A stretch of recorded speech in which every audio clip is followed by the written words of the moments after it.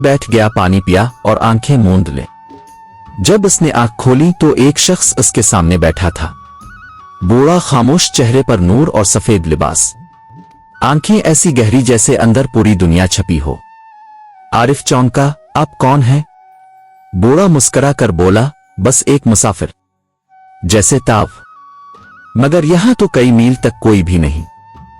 कभी कभी मंजिलें राहों से नहीं, नियतों से मलती है। आरिफ ने अदब से सर झुकाया। खामोशी के लम्हे। कुछ देर तक दोनों खामोश बैठे रहे।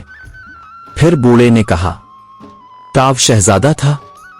आरिफ हैरान हुआ। इसने किसी को कुछ नहीं बताया था। मैं था, अब नहीं हूं। नहीं, ताव अब असल शहजादा है। इस वक्त नहीं था। इस वक्त ताव तख्त का कैदी था, अब तो दिल का बादशाह है। आरिफ की आंखें नम हो गईं। बरसों बाद किसी ने इसके अंदर के दुख को यूं पहचाना था। क्या अब दरवेश है?